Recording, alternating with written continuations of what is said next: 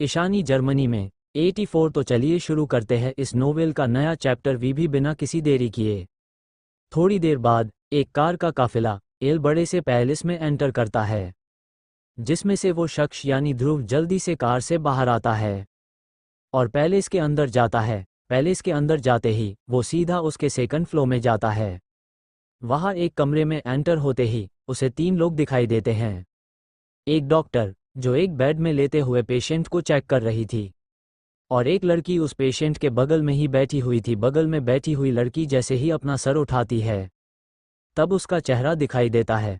तब हमें पता चलता है ये और कोई नहीं आहिरा थी। वो जैसे ही ध्रुव को देखती है, वो जल्दी से उसके गले लग जाती है और कहती है, अच्छा हुआ ध्रुव तुम आ गए, मैं बहुत डर गई थी। जिस पर ध्रुव उसे शांत करवाते हुए कहता है, तुम चिंता मत करो, अब मैं आ गया हूँ न हम। थोड़ी देर बाद डॉक्टर पेशेंट को चेक करने के बाद ध्रुव से कहती है, देखिए सर, मैंने पहले भी कहा है और फिर से कह रही हूँ, इन्हें इनके पास्ट से रिलेटेड चीज़ मत दिखाए, वरना इनकी तबीयत ऐसे ही बार बार बिगड़ती रहेगी और हम कुछ नहीं कर पाएंगे। जिसे सुनकर ध्रुव आहिरा को देखता है, जिस पर आहिरा अपना सर झुका लेती है। अब ध्रुव कहता है, सॉरी, मैं अब खुद ध्यान रखूंगा कि ऐसी गलती दोबारा ना हो। जिसे सुनकर डॉक्टर कहती है, आई होप। इतना कहकर डॉक्टर वहां से चली जाती है। जिसके बाद ध्रुव आहिरा को देखता है और कहता है, अब बताओगे भी, हुआ क्या था, ऐसा क्या देख लिया जो फिर से तबीयत खराब हो गई। जिसे सुनकर आहिरा कहती है, मैं किचन में थी तब पता नहीं दी, गलती से स्टडी रूम में चली गई और वहाँ पर एक फ़ोटो देख ली जिसमें उनकी फ़ोटो जीजू के साथ थी। इतना कहकर वो आहिरा चुप हो जाती है। वहीं ये सुनकर ध्रुव अपनी आंखें बंद कर लेता है और कहता है, आहिरा, मैंने कितनी बार कहा है कि घर में ऐसा कुछ न रखो जिससे दी की तबीयत खराब हो जाए। जिसे सुनकर आहिरा कहती है, तो मैं। जिसे सुनकर ध्रुव कहता है, अगर उन्हें ठीक करना है तो तुम्हें ये करना ही होगा। क्या तुम उन्हें ठीक होते हुए नहीं देखना चाहती हो? जिसे सुनकर आहिरा कहती है, नहीं ध्रुव, ऐसी बात नहीं है, मैं उन्हें होते हुए देखना चाहती है, लेकिन वो सब भी दी के लिए जरूरी है। जिसे सुनकर ध्रुव कहता है, आहिरा, तुम समझ क्यों नहीं रही है? अगर दी वो चीज़ें बार बार देखती रही तो उनकी तबीयत और ख़राब हो जाएगी, उन्हें कुछ भी हो सकता है। प्लीज़ बात को समझने की कोशिश करो, भूल जाओ उनका कोई पास्ट भी था। तुम्हें सिर्फ इस वक्त दी पर फोकस करना है कि उन्हें कैसे ठीक करना है, बस, और कुछ नहीं सोचना है। इतना कहकर ध्रुव आहिरा को गले लगा लेता है। तब आहिरा कुछ नहीं कहती है। थोड़ी देर बाद ध्रुव में उस पेशेंट से रिलेटेड जितनी भी पास्ट की चीज़ें थी उन सबको ले जाकर बाहर फेंकवा देता है। आहिरा ये सब देख रही थी लेकिन कुछ नहीं बोल रही थी। वो अपने मन में कहती है, शायद ध्रुव सही कह रहा है, मुझे दी को उनके पास्ट से दूर रखना होगा ताकि वो जल्दी से सही हो सके। इतना सोचकर वो एक गहरी सांस लेती है और वहाँ से फिर से उस पेशेंट के कमरे में चली जाती है। तब हमें उस पेशेंट का चेहरा दिखाई देता है, जो और कोई नहीं ईशानी होती है, जिसकी अभी आंखें बंद थी। आहिरा उनके पास आकर बैठ जाती है और उसका सर सहलाते हुए कहती है, अब चाहे कुछ भी क्यों ना हो जाए, आपके पास्ट के साए को आप पर नहीं पड़ने दूंगी। जैसा आप चाहती थी वैसा ही होगा। अच्छा हुआ आपकी याददाश्त चली गई और मैं आपकी याददाश्त कभी नहीं आने दूंगी ताकि आप हट न हो बार बार। इतना कहकर उसे गले लगा लेती है। तभी ध्रुव भी वही आता है और आहिरा को देखकर वापस चला जाता है। दूसरी तरफ इंडिया में सिंघानिया मैंशन में शांति थी। सिंघानिया मैंशन अब पहले की तरह बिल्कुल भी नहीं था, बहुत बदल चुका था। उस अटैक के बाद सिंघानिया मैंशन पूरा बर्बाद हो चुका था, जिसके बाद सिंघानिया मैंशन को फिर से बनवाया गया था। पूरी फैमिली भी सेफ जोन से बाहर आ गई थी, लेकिन अब सब पहले जैसा कुछ नहीं था। प्रताप जी ने राजनीति से दूरी बना ली थी, वो अब घर पर ही रहते हैं। सिंघानिया ग्रुप को अब ईशानी के दोनों भाई ही संभाल रहे थे। घर में कोई एक दूसरे से अब ज़्यादा बात नहीं करता है। सविता जी भी अब ज़्यादातर अपने कमरे में ही रहती है, क्योंकि जब से वो हादसा हुआ है तब से सब बदल गया है। क्यों कि इन लोगों की नज़र में ईशानी मर चुकी है, वो अब इस दुनिया में नहीं है और वो इन सब का दोष आहान को मानते हैं, क्योंकि उसने वादा किया था कि वो ईशानी को कुछ नहीं होने देगा। बाद से आहान भी कभी नहीं दिखा। वो कहा है कैसा है किसी को नहीं पता, यहाँ तक उसकी फैमिली यानी राजवंश फैमिली को भी नहीं। यहाँ तक उस हादसे के बाद उसने राजवंश ग्रुप भी संभालना छोड़ दिया था, जिसके बाद आलिया उसे संभाल रही है। आलिया और आहान के चाचा चाची भी आहान का पता कर रहे थे, लेकिन आहान का पता कहीं भी नहीं लग रहा था कि वो कहाँ है। आयरा कम्स टू इंडिया 85। तो चलिए शुरू करते हैं इस नोवेल का नया चैप्टर, वो भी बिना किसी देरी किए। जर्मनी की अगली सुबह उसी पैलेस में आहिरा और ध्रुव दोनों डाइनिंग टेबल में बैठे थे और ब्रेकफास्ट कर रहे थे, लेकिन आहिरा कब से बार बार ध्रुव को देख रही थी, जो काफी परेशान लग रहा था। तब आहिरा उससे पूछती है, क्या हुआ ध्रुव, मैं तुम्हें सुबह से देख रही हूँ, कुछ परेशान लग रहे हो, क्या हुआ, कोई बात है क्या? जिसे सुनकर ध्रुव कहता है, एक प्रोजेक्ट है और वो प्रोजेक्ट बहुत अच्छा है, लेकिन बात ये है, उस प्रोजेक्ट की मीटिंग इंडिया में है। जिसे सुनकर आहिरा तुरंत कहती है, मना कर दो, तुम ये प्रोजेक्ट नहीं लोगे। उसके ये कहते ही उसके पीछे से आवाज आती है, और वो क्यों? ये आवाज सुनकर आहिरा चौंक सी जाती है और पीछे मुड़ कर देखती है, जहाँ ईशानी थी व्हीलचेयर में। जिसे देखकर आहिरा तुरंत उसके पास जाती है और कहती है, आप यहाँ क्या कर रही है दी, मुझे बुला लिया होता। जिसे सुनकर ईशानी कहती है, क्यों, अब क्या मैं अपने कमरे से बाहर भी नहीं आ सकती हूँ? और तुम दोनों क्या बात कर रहे थे, किस प्रोजेक्ट के बारे में बात कर रहे थे? जिसे सुनकर आहिरा बात को टालने की कोशिश करती है। तब ईशानी कहती है, देखो आहिरा, मेरी वजह से तुम दोनों क्यों परेशान हो रहे हो? जिसे सुनकर आहिरा कहती है, ऐसी बात नहीं है दी। जिसे सुनकर ईशानी कहती है, तो फिर क्या है, क्यों मना कर रही थी ध्रुव को इंडिया जाने से? जिसे सुनकर आहिरा को कुछ समझ में नहीं आता है कि वो क्या जवाब दे। जिस पर ध्रुव कहता है, दी, बस आहिरा आपके लिए परेशान है, इसलिए मना कर रही है। जिसे सुनकर ईशानी कहती है, मैं मेरे लिए, पर मैं तो बिल्कुल ठीक हूं ना अब। और कौन सा तुम दोनों को वहां रुकना है, मीटिंग होने के बाद वापस आ जाना। इतना कहकर वो आहिरा को देखती है, जो उसके पर अपना सर झुकाए खड़ी थी। ईशानी उसका हाथ पकड़कर कहती है, आहिरा मेरी चिंता मत कर, मैं अब ठीक हूँ और मेरी वजह से अपनी खुशियाँ कर। जिस पर आहिरा कहती है, पर दी आप यहाँ अकेले? जिसे सुनकर ईशानी कहती है, अकेले कहा हूँ, इतने सारे सर्वेट्स तूने रखे हैं। हाँ, तो फिर मैं अकेली कैसे हो गई? और जैसा कि मैंने पहले कहा, तुम दोनों कौन सा वहाँ रुक रहे हो, और ऐसा हुआ भी तो मेरी चिंता मत करना, मैं ठीक हूँ। ध्रुव, तुम आहिरा की बात मत सुनो, तुम जाने की तैयारी करो। जिसे सुनकर ध्रुव कहता है, जी दी। जिसके बाद ईशानी आहिरा से कहती है, जाओ तुम भी रेडी हो जाओ जाकर। जिसे सुनकर आहिरा ईशानी को देखती है और फिर उसके गले लग जाती है। जिस पर ईशानी कहती है, हट पगली, बात बात पर इमोशनल हुआ करती है, अब जा। जिस पर आहिरा वहां से अपने कमरे में चली जाती है। और करीब 2 घंटे बाद आहिरा और ध्रुव इंडिया जाने के लिए तैयार हो गए थे। आहिरा एक बार ईशानी से और मिलने आती है और उससे मिलकर आहिरा और ध्रुव दोनों इंडिया के लिए निकल जाते हैं। इधर उन दोनों के निकलने के बाद ईशानी वहां से अपने कमरे में चली जाती है। सर्वेट्स की हेल्प से। एक और बात बता दूं, ध्रुव की कंपनी को बड़ा करने में ईशानी का भी बराबर हाथ है, लेकिन वो हमेशा घर से सपोर्ट किया करती थी। और भी बहुत कुछ है जो इन 3 सालों में हुआ, जो आपको आगे धीरे धीरे पता चलेगा। कुछ घंटों बाद उनकी फ्लाइट इंडिया पहुंच जाती है। फ्लाइट लैंड होने के बाद ध्रुव और आहिरा बाहर आते हैं। बाहर आते ही आहिरा ध्रुव से पूछती है, मैं तुमसे पूछना भूल गई, मीटिंग कहाँ है? जिसे सुनकर ध्रुव कहता है, ईशा ग्रुप। जिसे सुनकर आहिरा अपनी जगह जम जाती है। जब ध्रुव ये देखता है तो वो उससे कहता है, क्या हुआ, तुम रुक क्यों गई? जिसे सुनकर आहिरा होश में आती है और कहती है, तुम पागल हो गए हो क्या? हाँ, हम इंडिया आ गए हैं, ये तुम्हारे लिए बड़ी बात नहीं हुई। जो अब ईशा ग्रुप जा रहे हो मीटिंग करने, तुम्हें पता भी है ईशा ग्रुप किसका है? अरे उसे दी ने ही बनाया है और उसे इस वक्त दी के दोस्त संभाल रहे हैं। अगर उन्होंने हमें देख लिया न तो वो ईशानी दी तक पहुंचने में देर नहीं लगाएंगे। क्या ध्रुव, ये क्या कर दिया तुमने? ये सुनकर ध्रुव शॉक रह जाता है और वो जल्दी से कहता है, लेकिन मुझे नहीं पता था कि वो दी की कंपनी है। जिसे सुनकर आहिरा कहती है, तुम क्या पागल बगल हो क्या है? हाँ, मैंने तुम्हें बताया नहीं है कि दी क्या थी? वो माफिया क्वीन थी। फिर भी तुम इतनी बड़ी गलती कैसे कर सकते हो? मैं जा रही हूँ वापस, मैं नहीं जाने वाली तुम्हारे साथ। इतना कहकर वो वहां से वापस एयरपोर्ट के अंदर जाने लगती है।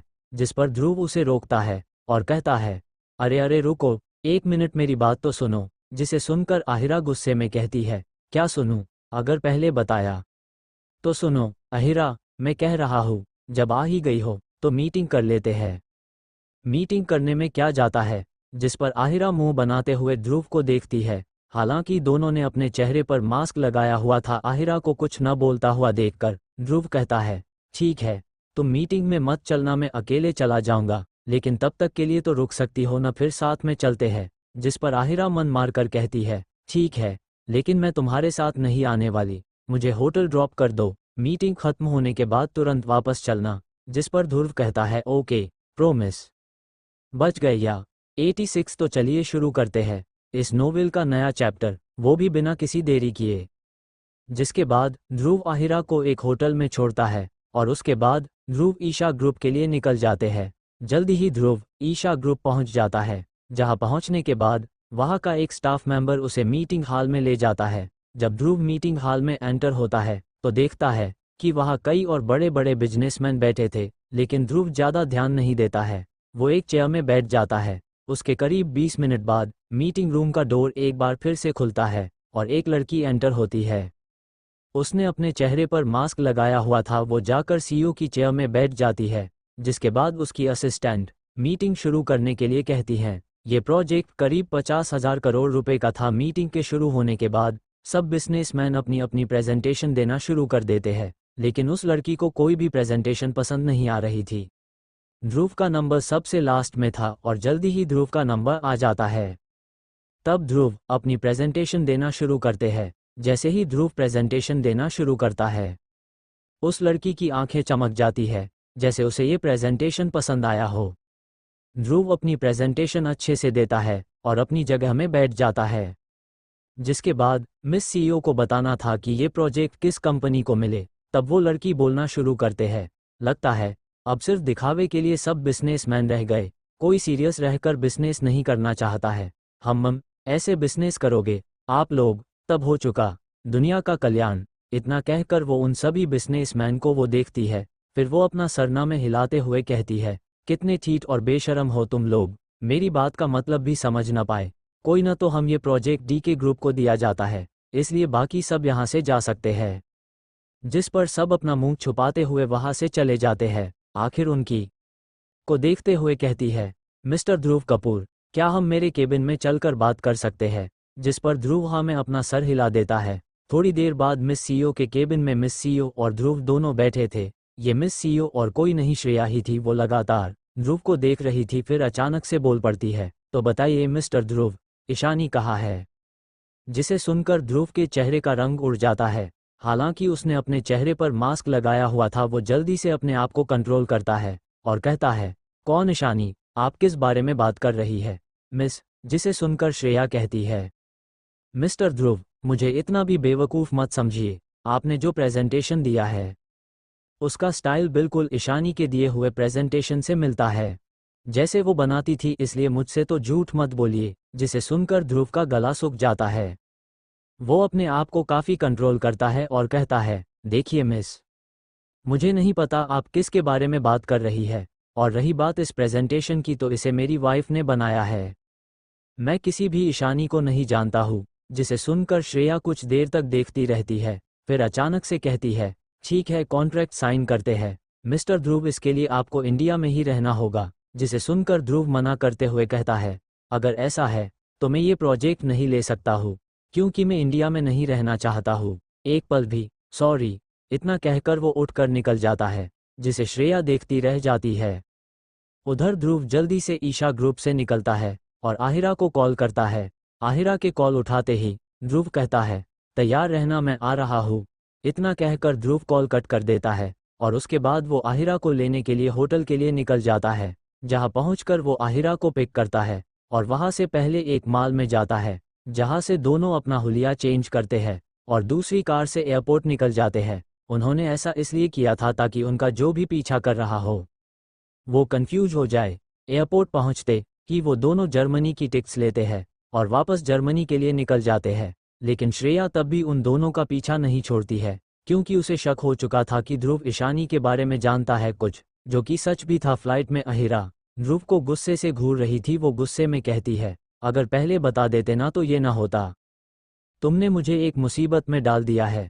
मुझे पता है उस श्रेया को पक्का शक हो गया होगा, क्योंकि वो शुरू से दी के साथ रही है और वो जरूर छोड़ूंगी नहीं। जिस पर ध्रुव चिढ़ते हुए कहता है, यार मुझे नहीं पता था ऐसा हो जाएगा। अगर तुमने पहले ही मुझे ईशा ग्रुप के बारे में बता दिया होता ना तो ये सब ना होता। जिसे सुनकर आहिरा भी कहती है तो तुमने भी मुझे कौन सा अपनी इस मीटिंग के बारे सब बता दिया था, अगर पता होता ना तो मैं तुम्हें इंडिया आने ही नहीं देती, पर मेरी फूटी किस्मत। Ahaan the villain 87। तो चलिए शुरू करते हैं इस नोवेल का नया चैप्टर, वो भी बिना किसी देरी किए। आहिरा अपना गुस्सा निकालने के बाद शांत हो जाती है। कुछ घंटे बाद उनका प्लान जर्मनी में लैंड करता है, लेकिन श्रेया और उसकी टीम पहले जर्मनी पहुंच चुकी थी और ये आहिरा और ध्रुव को पता था, इसलिए जर्मनी में लैंड होते उन्होंने अपना हुलिया फिर से एक बार बदल लिया और उसके बाद दोनों घर के लिए निकल जाते हैं। अभी आधी रात थी, जिस वजह से आहिरा घर पहुंचने के बाद धीरे से ईशानी के कमरे में जाती है और अपनी दी को चैन से सोते हुए देखकर उसके चेहरे पर स्माइल आ जाती है और वापस वो अपने कमरे में चली जाती है। इधर श्रेया जर्मनी के मेंशन में ठहरी हुई थी और वो इस वक्त स्टडी रूम में मौजूद थी। वो बार बार किसी को कॉल कर रही थी, लेकिन वो शख्स कॉल नहीं उठा रहा था, जिस पर श्रेया अपना हाथ सर पर रख लेती है। अब क्या करूं, ये फ़ोन ही नहीं उठा रहे हैं। अब सिर्फ एक ही तरीका है, मुझे अब मैसेज ही करना पड़ेगा। इतना कहकर वो एक मैसेज उसी नंबर में भेज देती है, जिसके बाद वो अपने काम में बिजी हो जाती है। अगले दिन ईशानी की जब नींद खुलती है तो आहिरा उसके पास ही बैठी मिलती है, जिसे देखकर ईशानी कहती है, अरे तू कब वापस आई? जिस पर आहिरा कहती है, रात को दी, आप कैसी है? जिसे सुनकर ईशानी कहती है, जैसी हूँ तेरे सामने हूँ, और फालतू में मेरी टेंशन मत लिया कर। और मीटिंग का क्या हुआ? जिसे सुनकर आहिरा कहती है, मीटिंग अच्छी गई दी और हमें ये प्रोजेक्ट मिल गया था, लेकिन ये प्रोजेक्ट कंप्लीट करने के लिए हमें इंडिया शिफ्ट होना पड़ेगा, इसलिए ध्रुव और मैंने ये प्रोजेक्ट छोड़ दिया। जिसे सुनकर ईशानी चौंक जाती है, क्या तुम दोनों पागल हो गए हो क्या? हाँ, इतना बड़ा प्रोजेक्ट था वो, और तुम दोनों सिर्फ इसलिए छोड़ दिया कि इंडिया में रहना पड़ेगा। जिसे सुनकर आहिरा कहती है, तो फिर क्या करूँ दी, मैं आपको ऐसे अकेले नहीं छोड़ सकती हूँ। जिसे सुनकर ईशानी अपनी आंखें बंद कर लेती है, इतना लिया कर, तू क्यों नहीं सुनती है मेरी? जिसे सुनकर आहिरा अपना सर झुका लेती है और कुछ नहीं बोलती है, जिस पर ईशानी एक गहरी सांस लेती है और कहती है, तुम दोनों इंडिया जा रहे हो? जिसे सुनकर आहिरा तुरंत कहती है, बिल्कुल भी नहीं दी, मैं आपकी सारी बातें मान लूंगी, लेकिन ये बात नहीं मानूंगी, मैं आपको छोड़कर कहीं नहीं जाऊंगी। इतना कहकर वो वहां से उठकर बाहर चली जाती है, जिस पर ईशानी अपना सरनामे हिला देती है। तभी एक सर्वेंट आती है, जिसे ईशानी की हेल्प करने के लिए रखा गया था। वो ईशानी की मदद करती है। दूसरी तरफ एक काले अंधेरे में एक शख्स बैठा हुआ था और उसके हाथ में एक मोबाइल था और उस मोबाइल में ईशानी की फोटो थी। तभी उसी मोबाइल में एक मैसेज आता है, जिस पर वो शख्स वो मैसेज देखता है। जैसे ही वो मैसेज पढ़ता है, वहाँ एकदम से रोशनी हो जाती है। उजाला होते ही सब कुछ साफ साफ दिखाई देने लगता है। वो शख्स कोई और नहीं बल्कि अहान था, जिसकी शक्ल सूरत बिल्कुल बदल चुकी थी। चेहरे में बड़ी बड़ी दाढ़ी थी, बाल काफ़ी बड़े हो गए थे, जो खुले होने की वजह से अहान इस वक्त काफ़ी डरावना लग रहा था। साथ में उस कमरे की वाइब भी अलग थी। उस कमरे की चारों तरफ ईशानी की फ़ोटो लगी थी। अहान उस मैसेज को देखकर उस कमरे से बाहर निकल जाता है। इधर श्रेया अपना मोबाइल चेक करती है कि अहान उसका मैसेज चेक देखा कि नहीं, लेकिन जब वो देखती है अहान ने उसका मैसेज देख लिया है, तो वो जल्दी से अहान को कॉल करती है। एक रिंग बजने के बाद ही अहान कॉल उठा लेता है। तब श्रेया बोलती है, कहाँ हो तुम इस वक्त? जहाँ भी जर्मनी, जल्दी पहुँचो, हमें लीड मिली है। जिसे सुनकर अहान बिना कुछ कहे कॉल कट कर देता है, जिस पर श्रेया का मुंह बन जाता है और बुदबुदाती है, ये कभी नहीं सुधर सकते हैं, कोई ना एक बार ईशानी मिल जाए फिर इन्हें बताऊंगी। इधर ईशानी फ्रेश हो डाइनिंग हॉल में पहुंचती है तो आहिरा और ध्रुव दोनों वही मौजूद थे। ईशानी कहती है, तुम दोनों से मुझे एक बात करनी है, लेकिन पहले ब्रेकफास्ट कर लेते हैं। जिसके बाद तीनों ब्रेकफास्ट शांति से करते हैं। ब्रेकफास्ट करने के बाद ध्रुव कहता है, दी आपको क्या बात करना था? जिस पर ईशानी कहती है, पहले ये बताओ तुमने प्रोजेक्ट क्यों छोड़ दिया? जिस पर ध्रुव चुप रह जाता है। वो क्या जवाब दे, उसे कुछ समझ नहीं आ रहा था। जिस पर ईशानी कहती है, जवाब दो या फिर जवाब नहीं है इसका तुम्हारे पास, मेरी वजह से न। जिस पर ध्रुव अपना सर झुका लेता है। आहिरा कहती है, दी इस बार। जिस पर ईशानी कहती है, मुझे समझ में नहीं आता है, तुम दोनों मेरी बात क्यों समझ रहे हो? मेरी वजह से अपनी जिंदगी खराब करने में तुले हो। जिसे सुनकर आहिरा गुस्से में कहती है, नहीं दी, ये आपकी गलतफहमी है और मुझे कुछ नहीं चाहिए, मुझे सिर्फ आप चाहिए, बस और कुछ नहीं। आप क्यों नहीं समझ रही हो? हमें कुछ नहीं चाहिए, सिर्फ आप चाहिए। ईशानी का न समझना। 88। इतना कहते हुए आहिरा की आंसू आ जाते हैं, जिसे देखकर ईशानी कुछ कह नहीं पाती है। वही आहिरा उठकर वहां से चली जाती है। जिसके बाद ध्रुव एक गहरी सांस लेता है और कहता है, दीमे और आहिरा बस आपके साथ रहना चाहते हैं, इसलिए हमने ये प्रोजेक्ट छोड़ा है। जिस पर ईशानी कहती है, तो मैं भी तुम दोनों के साथ इंडिया चलती हूं ना, लेकिन इतना बड़ा प्रोजेक्ट क्यों छोड़ दिया। जिसे सुनकर ध्रुव कहता है, पर दी आपका यहाँ इलाज हो रहा है और ऐसा इलाज इंडिया में नहीं हो पाएगा। बात को समझो दी, मैं आहिरा को देखता हूँ। इतना कहकर ध्रुव वहां से चला जाता है। उन दोनों के जाने के बाद ईशानी अपने मन में कहती है, तुम दोनों को कैसे समझाऊं, तुम दोनों मेरे लिए अपना इतना बड़ा नुकसान कर रहे हो। ईशानी अपना पूरा पास्ट भूल चुकी थी, जिस वजह उसे समझ में नहीं आ रहा था। इसलिए उसे लग रहा था कि आहिरा और ध्रुव उसकी वजह से इतना बड़ा प्रोजेक्ट छोड़ दिया, जो कि सच भी था। लेकिन आधा पूरा सच ये था कि आहिरा नहीं चाहती थी ईशानी इंडिया जाए, क्योंकि ईशानी इंडिया गई और अगर उसे सब कुछ याद आ गया तो उसकी दी फिर से हट होगी। इसलिए वो नहीं चाहती थी कि ईशानी इंडिया जाए। लेकिन ये बात ईशानी को नहीं पता था। इधर दूसरी तरफ श्रेया जिस मैंशन में थी, उसी मैंशन की रूफ में एक चॉपर लैंड करता है और उससे आहान निकलता है और नीचे मैंशन में आता है। नीचे आने के बाद वो इधर उधर देखता है और फिर स्टडी रूम की तरफ बढ़ जाता है, जहाँ श्रेया अपने काम में व्यस्त थी। तभी स्टडी रूम का गेट खुलता है। तब श्रेया अपना सर उठाकर देखती है तो आहान को देखकर चौंक जाती है और उसके मुंह से निकलता है, तुम कब आए।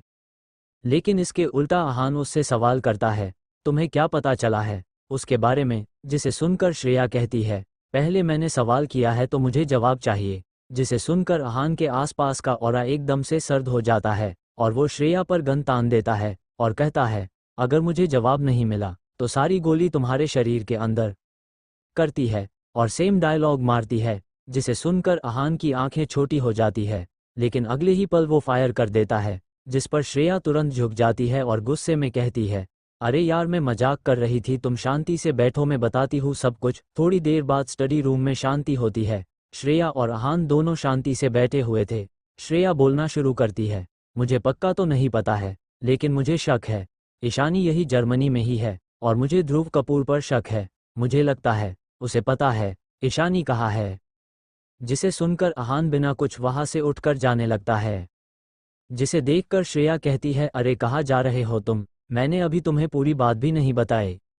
जिसे सुनकर आहान कहता है, जरूरत नहीं। जिस पर श्रेया उसके पीछे जाते हुए कहती है, अरे लेकिन अगर कुछ ऐसा वैसा हो गया तो पहले पूरा सच तो पता करने की कोशिश करते। जिसे सुनकर आहान एक पल के रुकता है और फिर वो आगे बढ़ने लगता है और कहता है, 3 साल इंतजार किया है, अब और नहीं, अब जो होगा देखा जाएगा।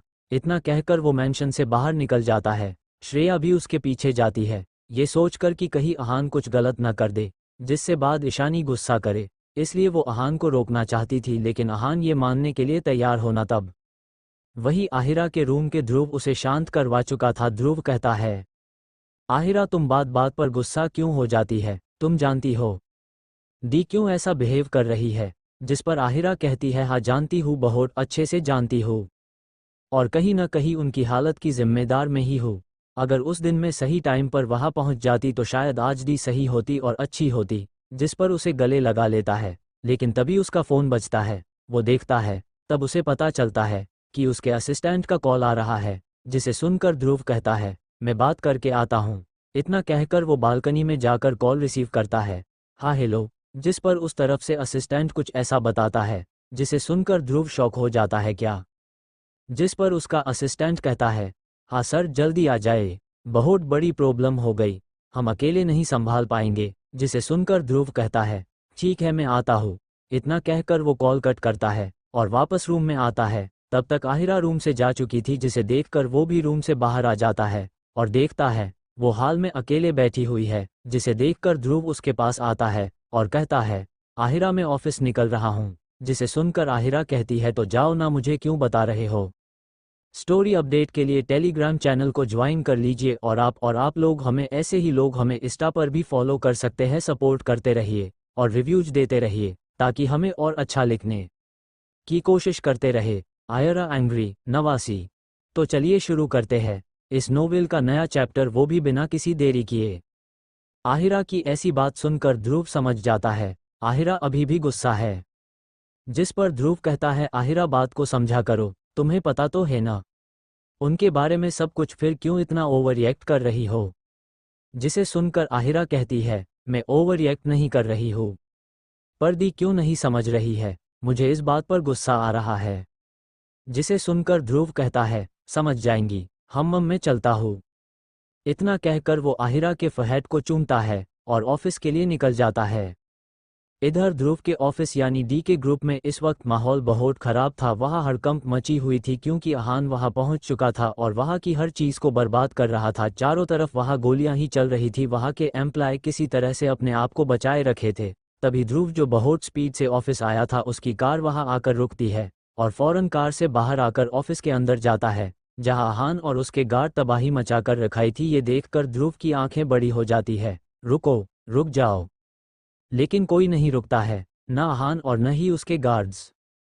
जिस पर ध्रुव फिर से जोर से चिल्लाता है, रुको रुको रुको, रुक जाओ। लेकिन अहान तब भी नहीं रुकता है। जब ध्रुव ये देखता है तो वो हताश हो जाता है, तो वो गुस्से में चिल्लाता है, अहान रुक जाओ, तुम जो बर्बाद कर रहे हो ये सब उसका ही बनाया हुआ है, जिसे तुम ढूंढ रहे हो।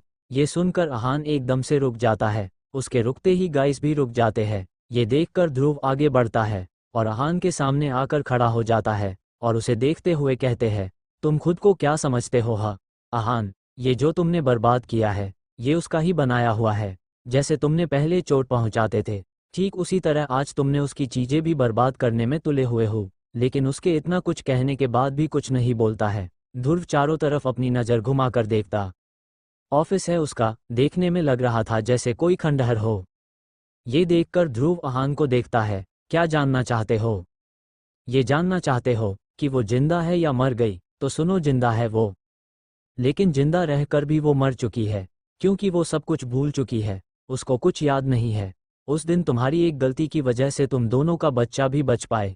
सोचो, अगर कल को ये सब उसको याद आया तो वो कितनी नफरत करेगी तुमसे, जैसे पहले वो करती थी। जिसे सुनकर अहान अपनी सख्त आवाज में कहता है, ऐसा कुछ नहीं होगा। जिसे सुनकर ध्रुव हंसते हुए कहता है, दुआ करो, दुआ, कि उसे कुछ भी कभी याद ना आए, क्योंकि जिस दिन याद न, उस दिन से तुम्हारे बुरे दिन शुरू होंगे, मिस्टर अहान राजवंश। जिसे सुनकर अहान गुस्से में कहत है, मैं ऐसा कभी नहीं होने दूंगा, और ये जो खराब हुआ मैं सही करवा दूंगा। जिसे सुनकर ध्रुव हंसने लगता है, हा हा हा, और हंसते हुए अहान से कहता है, और क्या सही करवा दोगे? हा, उसका बच्चा वापस ला कर दे दोगे, या उसके ये 3 जो बर्बाद हुए हैं उसको वापस ला दोगे, या फिर तुम्हारी वजह से जो 3 साल से चल नहीं पा रही है उसे उसके पैरों में खड़ा कर दोगे? क्या कर लोगे? बताओ, मुझे बताओ अहान, क्या कर लोगे? तुम कुछ नहीं कर पाओगे, कुछ नहीं, क्योंकि आज तक तुमने जो किया उसकी वजह से सिर्फ बर्बादी आई है और कुछ नहीं।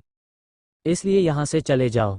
जहाँ से आए हो वो तुम्हारे बिना खुश है और अच्छी लाइफ जी रही है। जिसे सुनकर अहान गुस्से में कहता है, मैं उसको लिए बिना कहीं नहीं जाओगे। जिसे सुन ध्रुव उसे देखता है और कहता है, लगता है तुम ऐसे नहीं मानोगे, तुम्हारा इलाज करना पड़ेगा। इतना कहकर अपना फ़ोन निकालता है और किसी को कॉल करता है और कहता है, हाँ, उसे पकड़ लिया। जिसे सुनकर उस तरफ एक आवाज़ आती है, जी बॉस। जिसे सुनकर ध्रुव कहता है, अच्छा तो ज़रा एक वीडियो कॉल करना, किसी को दिखाना है, साला बहुत उछल रहा है। इतना कहकर वो कॉल कट कर देता है, जिसके तुरंत एक वीडियो कॉल आती है जिसे ध्रुव रिसीव करता है। तब उसे एक लड़की दिखाई देती है जो बेहोश थी, उसके मुंह में पट्टी बंधी हुई थी। जिसे देखकर ध्रुव अपना मोबाइल अहान की तरफ घुमा देता है। ये देख, जैसे ही अहान उस लड़की को देखता है उसकी आंखें शक्त हो जाती है, साथ में उसका ऑरा भी। अहान गुस्से में कहता है, तू पछताएगा। जिसे सुन अहान कहता है, अच्छा लेकिन क्यों? क्योंकि तेरा तो अब राजवंश से कोई नाता नहीं है, तो मैं आलिया को कुछ भी करूँ तो तुझे क्या फ़र्क पड़ता है? जिसे सुनकर अहान अपने दांत पीस लेता है। तब ध्रुव एक गहरी सांस लेता है और कहता है, देख, मैं आलिया को कुछ करना नहीं चाहता है। अहान कुछ देर देखता है और फिर वहां से चला जाता है, जिसको देखकर ध्रुव एक गहरी सांस लेता है। लेकिन तभी अभी के लिए इतना ही, बाकी का आपका अगले चैप्टर में मिलेगा। और स्टोरी अपडेट के लिए टेलीग्राम चैनल को ज्वाइन कर लीजिए और आप लोग हमें इंस्टा पर भी फॉलो कर सकते हैं। और आप लोग हमें ऐसे ही सपोर्ट करते रहिए और रिव्यूज देते रहिए ताकि हमें और अच्छा लिखने की कोशिश करते रहे। धन्यवाद। अब क्या करेगी आहिरा? 90। तो चलिए शुरू करते हैं इस नोवेल का नया चैप्टर, वो भी बिना किसी देरी किए। लेकिन तभी वो देखता है कि अहान के साथ श्रेया भी है। जिसे देखकर ध्रुव अपने मन में कहता है, अच्छा तो यानी आहिरा सही कह रही थी। श्रेया को शक हो गया होगा, और देखो ये यहाँ तक चली आए। मुझे जल्दी आहिरा को बताना होगा कि श्रेया और अहान दोनों जर्मनी आ गए हैं। इतना कहकर वो वहां से अपने केबिन में जाता है और वहां पहुंचकर आहिरा को कॉल करता है। लेकिन आहिरा उसका कॉल बार बार कट कर रही थी, जिस पर ध्रुव कहता है, आहिरा प्लीज कॉल उठाओ, गुस्सा बाद में कर लेना। इतना कहकर वो फिर से उसे कॉल करता है। इस बार आहिरा उसका कॉल उठा लेती है और गुस्से में कहती है, क्या है, जब मैं कॉल कट कर रही हूँ तो क्यों बार बार कॉल कर रहे हो? तुम्हें समझ में नहीं आता है क्या एक बार में? जिसे सुनकर ध्रुव कहता है, आहिरा गुस्सा बाद में कर लेना, पहले मेरी बात सुनो। ध्रुव की सीरियस आवाज़ सुनकर आहिरा एकदम से शांत हो जाती है और वो पूछती है, क्या बात है? तब ध्रुव कहता है, श्रेया और अहान दोनों जर्मनी आ चुके हैं। जिसे सुनकर आहिरा चौंक जाती है। क्या ये बात सुनकर आहिरा का फ़ोन गिरते गिरते बजती है। ध्रुव कहता है, हाँ, अहान अभी कंपनी में आया था और सब तबाह करके चला गया। जिसे सुनकर आहिरा शौक में कहती है, क्या वो कंपनी में आए थे? कहीं तुमने उन्हें सब बता तो नहीं दिया? जिस पर ध्रुव कुछ नहीं बोलता है। तब आहिरा फिर से कहती है, ध्रुव जवाब दो, कहीं तुमने उनको सब कुछ बता तो नहीं दिया? जिसे सुनकर ध्रुव फिर से एक बार चुप रहता है, जिस पर आहिरा समझ जाती है कि क्या हुआ होगा, इसलिए वो कहती है, तो यानी तुमने उनको सब कुछ बता दिया? तब ध्रुव कहता है, आहिरा मेरी बात को समझने की कोशिश करो। उस वक्त अहान काफ़ी गुस्से में था और अगर मैं उसे नहीं बताता हो तो वो सब कुछ बर्बाद कर देता है। जिसे सुनकर आहिरा गुस्से में कहती है, तो इसके लिए तुम्हें उन्हें बताने की क्या ज़रूरत थी? हाँ, बड़ी मुश्किल से, इतने साल बड़ी मुश्किल से ध्रुव, तुमने एक झटके में सब बर्बाद कर दिया। जिस पर ध्रुव कहता है, आहिरा मेरी बात को समझने की कोशिश करो। जिस पर आहिरा गुस्से में कहती है, अरे क्या समझने की कोशिश करो? यही न वो सब कुछ बर्बाद कर देते तो करने देते, हम फिर से बना लेते। लेकिन तुमने उनको सब कुछ बताने की क्या ज़रूरत थी? ये तुमने अच्छा नहीं किया ध्रुव। इतना कहकर वो कॉल कट कर देती है। इधर अहान वहां से आने के बाद श्रेया के मेंशन में था। श्रेया उससे कई बार पूछ चुकी थी कि ध्रुव ने उसे क्या बताया, लेकिन अहान कुछ बताने के लिए तैयार नहीं था वो जब से आया था। तब वो ऐसे ही चुप बैठा था, जिस पर अब श्रेया को चीड़ होने लगी थी। वो एक बार फिर से कोशिश करती है, अहान ध्रुव ने क्या बताया तुम्हें? ईशानी कहा है, कुछ पता चला? जिसे सुनकर अहान खोए हुए अंदाज में कहता है, वो सब भूल गई। ये सुनकर श्रेया चौंक जाती है और कंफ्यूज भी। क्या तुम क्या कहने की कोशिश कर रहे हैं? जिसे सुनकर अहान कहता है, यही कि वो सब भूल चुकी है। उसे कुछ याद नहीं अपने पास्ट के बारे में, और उस हादसे के बाद ईशानी चल नहीं सकती है। ये सुनकर श्रेया की आंखें बड़ी हो जाती है। वो शौकवे में कहती है, ये क्या कह रहे हो तुम? जिसे सुनकर अहान कहता है, ध्रुव ने यही बताया कि मेरी और तुम्हारी एक गलती वजह से ईशानी 3 सालों से ऐसी ही लाइफ जी रही है। उसने अपना पिछला कुछ याद नहीं है। ऊपर से उस हादसे के बाद से वो अपने पैरों में नहीं खड़ी हो सकती है। 3 सालों से वो व्हीलचेयर में है। ये सुनकर श्रेया शौक में चली जाती है और वो अपना सर पकड़कर बैठ जाती है। श्रेया की आंखों में आंसू आ जाती है, क्योंकि अहान ने कहा तो सही था, गलती दोनों की थी, बल्कि दोनों की नहीं, तीनों की। आहिरा की भी। उसे हम कैसे भूल सकते हैं? क्योंकि ईशानी ने जो प्लान बनाया था वो एकदम परफेक्ट था। बस इन तीनों की गलती की वजह से आज ईशानी की ये हालत हुई है। और सबसे ज़्यादा अगर खालता है तो वो है आहिरा का लेट आना। क्योंकि अगर आहिरा उस वक्त सही टाइम पर आ जाती है तो आज ईशानी सही सलामत होती और शायद उसका बच्चा भी। श्रेया रोते हुए कहती है, ये क्या हो गया? अगर ये सब अंकल आंटी को पता चला तो वो दोनों कैसे रिएक्ट करेंगे? और कहीं ये दादू को पता चला तो वो तो नहीं, मैं किसी को कुछ पता नहीं चलने दूंगी तब तक जब तक ईशानी सही नहीं हो जाती है। उसकी मेमोरी आए या ना आए, लेकिन उसे अपने पैरों में खड़ा होना ही होगा। मुझे मेरी इशू अपने पैरों में खड़ी चाहिए, न कि व्हीलचेयर में बैठी हुई जो कुछ नहीं कर सकती है। ध्रुव ने बताया कि ईशानी कहाँ है। जिसे सुनकर अहान अपना सरना में हिला देता है, जिस पर श्रेया कहती है, चलो मेरे साथ। ईशानी कहा। श्रेया पहुंची मेंशन 91। तो चलिए शुरू करते हैं इस नोवेल का नया चैप्टर, वो भी बिना किसी देरी। इतना कहकर श्रेया अहान को लेकर वहां से निकल जाती है। इधर ध्रुव भी वापस घर के लिए निकल गया था। वही घर में आहिरा को जब से पता चला था कि अहान और श्रेया दोनों जर्मनी में है, तब से वो परेशान से होकर इधर उधर घूम रही थी अपने कमरे में, क्योंकि उसे कुछ समझ में नहीं आ रहा था कि क्या करे वो। कैसे वो अपनी दी को इन सब लोगों से दूर रखे जब उसे कुछ समझ में नहीं आता है। तो खुद ईशानी के कमरे में चली जाती है, जहां ईशानी व्हीलचेयर में बैठी एक बुक पढ़ रही थी। आहिरा को देखकर वो मुस्कुरा देती है। अरे आहिरा, तुम, क्या हुआ? जिसे सुनकर आहिरा उसके पास जाती है और कहती है, कुछ नहीं दी, बस थोड़ा डर लग रहा है। जिसे सुनकर ईशानी कहती है, डर किस बात का डर? जिसे सुनकर आहिरा ईशानी के गले लगकर कहती है एक डर दी, वो मैं आपको नहीं बता सकती हूँ। जिसे सुनकर ईशानी कहती है, अगर कुछ मन में है आहिरा तो बोल दिया कर, ऐसे मन में बात को रखना अच्छी बात नहीं है। जिसे सुनकर आहिरा कुछ पल चुप रहती है और फिर वो ईशानी के घुटनों के पास आकर बैठकर कहती है, दी, आप कभी मुझे छोड़कर तो नहीं जाओगी? जिसे सुनकर ईशानी कहती है, ये कैसी बात है आहिरा, मैं क्यों अपनी छोटी बहन को छोड़कर जाऊंगी, और तू मेरी जुड़वा है। जैसे परछाई, तो कोई अपनी परछाई को छोड़कर जा सकता है भला, मैं कभी तुझे छोड़कर नहीं जाऊंगी, अब बता क्या बात है। जिसे सुनकर आहिरा कुछ पल ईशानी का चेहरा देखती रहती है और अपने मन में कहती है, सॉरी दी, पर आपको उनसे दूर रखने के लिए ये करना ही पड़ेगा, मुझे माफ़ कर देना। इतना कहकर वो कुछ बोलने जाती है, उसी वक्त उसे कई गाड़ियों के आवाज़ आने लगती है, जिसे ईशानी को भी सुनाई देता है। इसलिए वो कहती है, ये आवाज़ कैसे आ रही है आहिरा, कोई आने वाला है क्या? लेकिन आहिरा का चेहरा डर से पीला पड़ चुका था, लेकिन ईशानी का ध्यान उस तरफ नहीं था। वो खिड़की की तरफ जाती है, ये कहकर वो खिड़की बंद कर देती है। जिसे देख ईशानी को कुछ समझ में नहीं आता है कि थे उसने क्यों किया। वही आहिरा ईशानी के कमरे से बाहर निकलकर रूम को बाहर से बंद कर देती है और उसके बाहर एक बड़ी पेंटिंग लगा देती है, जिसके बाद वहाँ कुछ ऐसा लग ही नहीं रहा था जैसे वहाँ कोई डोर है भी। आहिरा उसके बाद नीचे आती है। उसी वक्त मेन डोर से आहान और श्रेया अंदर आते हैं। श्रेया आहिरा को जैसे ही देखती है तो वो तुरंत पूछती है, इशू कहाँ है? लेकिन आहिरा कोई जवाब नहीं देती है, उल्टा वो वहाँ से जाने लगती है। तब श्रेया गुस्से में कहती है, आहिरा, मेरे गुस्से का इंतहाम गत लो, बताओ इशू कहाँ? जिसे सुनकर आहिरा उसे देखकर कहती है, ये जानने का तुम हक खो चुकी हो श्रेया माथुर। जिसे सुनकर श्रेया एक पल चुप रह जाती है, लेकिन फिर श्रेया कहती है, आहिरा बता इशू कहाँ है? लेकिन आहिरा कुछ नहीं बोलती है, वो हाल में आकर चुपचाप बैठ जाती है। ये देखकर आहान का गुस्सा अब बढ़ने लगा था। वो गुस्से में कहता है, आहिरा चुपचाप बता दो ईशानी कहाँ है, हमारे गुस्से का इंतहाम मत लो वरना तुम्हारे लिए अच्छा नहीं होगा। ये सुनकर आहिरा एक पल को उसे देखती है और फिर हंसने लगती है, हा हा हा, क्या कहा आपने? आपका गुस्सा? अगर आपने उस टाइम गुस्सा किया होता न तो ये सब होता ही नहीं, लेकिन आपने दी को सही से समझाने की कोशिश ही नहीं, और अभी भी आप एक लड़की के साथ ही आए हो, भले ही वो इशू की दोस्त ही क्यों ना हो। अगर आप अकेले आए होते तो एक बार को मैं आपको बता देती हूँ। दी कहा है, लेकिन अब तो बिल्कुल भी नहीं।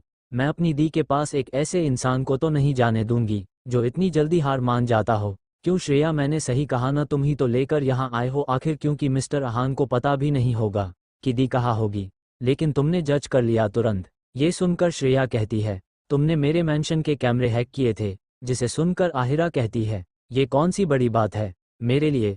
मुझे पहले ही शक हो गया था कि तुम हमारे पीछे आओगी, लेकिन ये नहीं पता था कि तुम्हारे साथ ये भी होगे।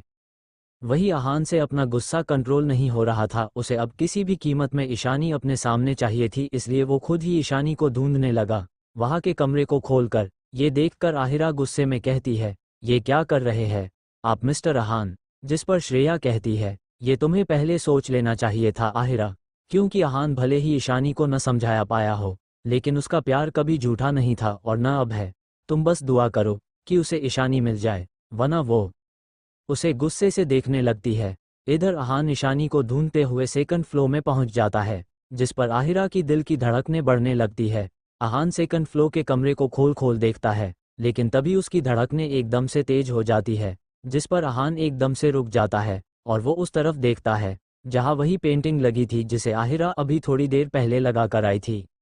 आहान धीरे धीरे उस पेंटिंग की तरफ बढ़ने लगता है, तभी श्रेया भी वहां आ जाती है और उसके पीछे आहिरा भी। जब वो आहान को उस पेंटिंग के पास खड़ा देखती है तो उसकी आंखें बड़ी हो जाती है और वो अपने मन में कहती है, नहीं नहीं, ये नहीं हो सकता, ये तो वही खड़े हैं जहां दी के कमरे के डोर है।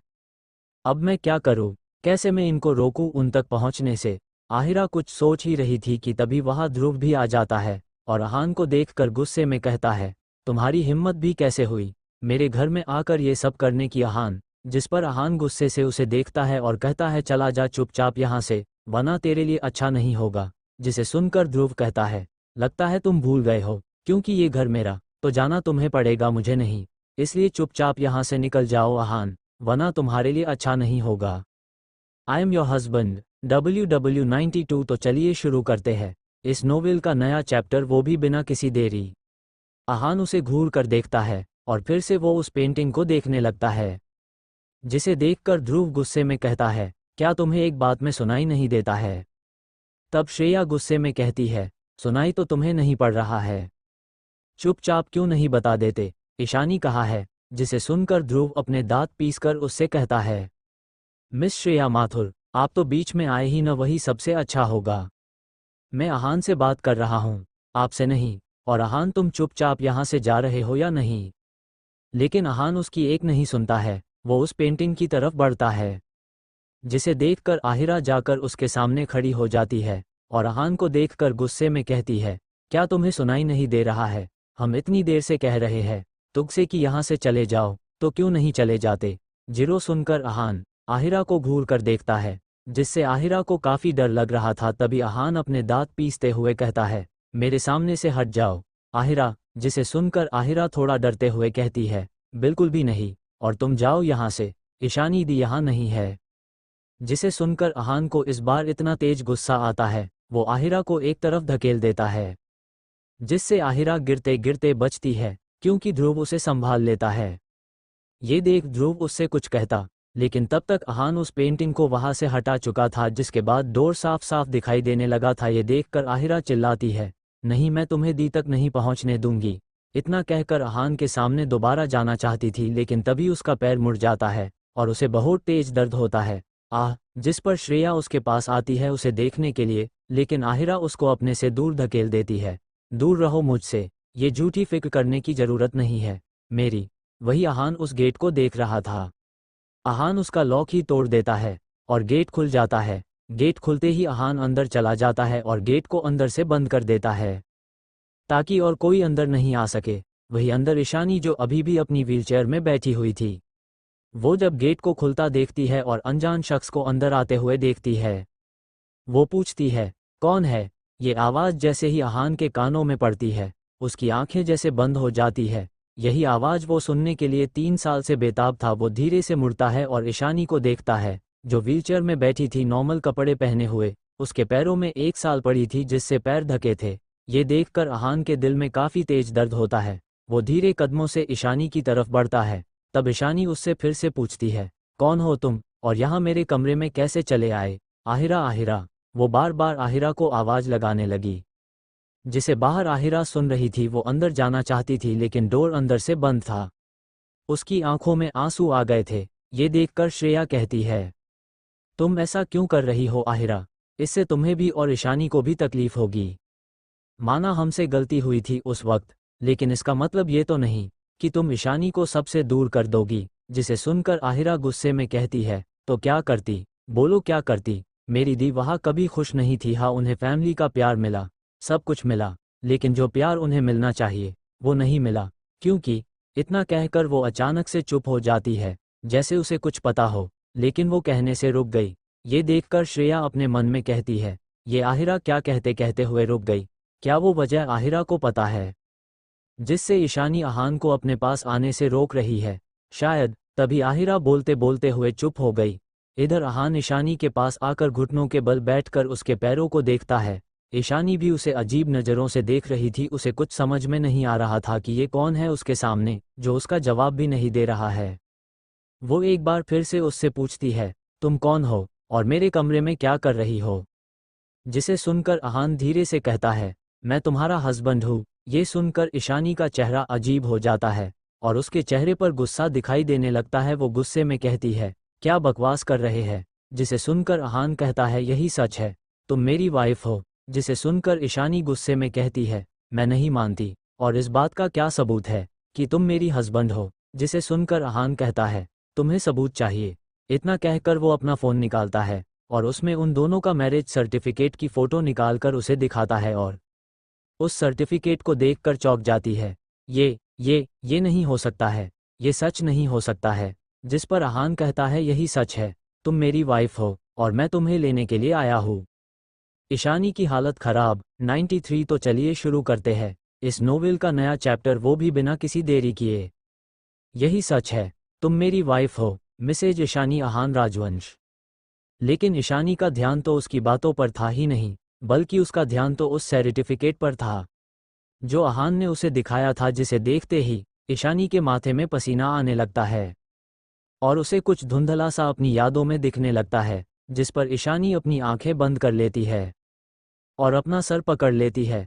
आह मेरा सर! उसकी ऐसी हालत देखकर आहान जल्दी से घबरा जाता है और उसको अपने गले लगा लेता है और कहता है, तुम्हें ज़्यादा सोचने की ज़रूरत नहीं है, अपने दिमाग में प्रेशर मत डालो। लेकिन ईशानी उसे अपने पास से दूर धकेल देती है। दूर रहो मुझसे, मैं तुम्हें नहीं जानती हूँ। आहिरा, आहिरा! इतना कहकर वो बार आहिरा को बुलाने लगती है।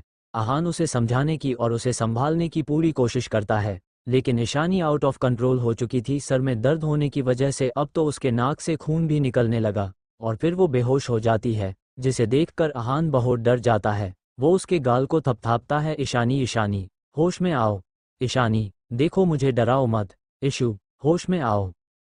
उसी वक्त उस रूम का डोर टूट जाता है और ध्रुव गुस्से में अंदर आता है और ईशानी की ऐसी हालत को देखकर वो जल्दी से उसके पास आता है और आहान को उससे दूर धकेलता है और ईशानी को अपनी गोद में उठाकर दूसरे रूम में ले जाता है।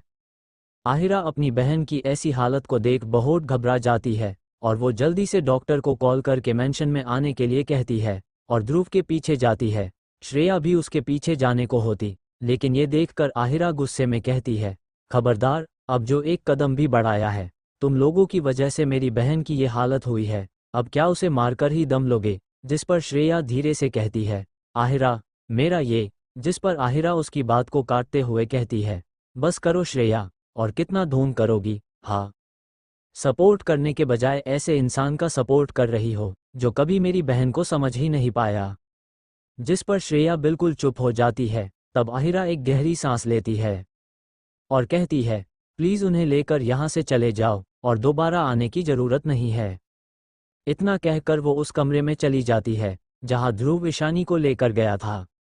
जिसके जाने के बाद श्रेया आहान के पास जाती है, जो अभी भी वही देसा ही बैठा हुआ था जैसे ध्रुव ने उसे धक्का देकर गिराया था। श्रेया उसके पास आकर उससे कहती है, मुझे कभी नहीं लगा था कि मैं कभी ऐसा कहूँगा आहान तुम्हारे बारे। लेकिन अफसोस, आहिरा बिल्कुल सही कह रही है, तुम कभी भी इशू को समझ ही नहीं पाए कि वो क्या चाहती है, कैसी चाहती है। तुम्हें सिर्फ अपनी पड़ी है, बस फिर चाहे कुछ भी क्यों ना हो, तुम्हें वही करना है जो तुम्हें सही लगेगा। बाकी चीज़ से तुम्हें कोई मतलब नहीं है। और देखो, आज तुम्हारी वजह से उसकी क्या हालत हो गई है। तुमने तब भी उसे हर्ट किया था और आज जब इतने सालों बाद उससे मिले तब भी किया, कोई फर्क नहीं है। तुम में और उनमें जिन लोगों ने इशू को टॉर्चर किया था बचपन में, इसलिए हो सके तो चले जाओ, उसकी जिंदगी दे दूर और फिर कभी लौटकर वापस मत आना। जिस पर आहान उसे देखता है और कहता है, नहीं, मैं उसे छोड़कर कहीं नहीं जाऊंगा। मानता हूं मुझसे गलतियां हुई है, लेकिन मैं सब सही कर दूंगा। मैं अब उस पर अपनी बात नहीं थोपूंगा, वो जैसा चाहेगी वैसा ही करूंगा। लेकिन मैं अपनी इशू से दूर नहीं जाऊंगा, मैं अपनी इशू से दूर नहीं जाऊंगा। इतना कहकर वो भागकर रूम से बाहर निकलता है और ईशानी को ढूंढने लगता है और ढूंढते हुए वो उस रूम के बाहर पहुंच जाता है जहां डॉक्टर ईशानी को देख रहे थे। ईशानी को देखने के बाद वो आहिरा को देखते हैं और कहते हैं, आपने फिर वही काम किया जो मैंने आपसे मना किया था। जिस पर आहिरा अपना सर झुका लेती है। तब ध्रुव कहता है, डॉक्टर, उसमें उसकी कोई गलती नहीं है। जिसे सुनकर डॉक्टर कहते हैं, गलती किसी की भी हो, लेकिन अगर बार बार आप दोनों कुछ न कुछ ऐसा करते रहोगे तो आप उन्हें खो सकते हैं।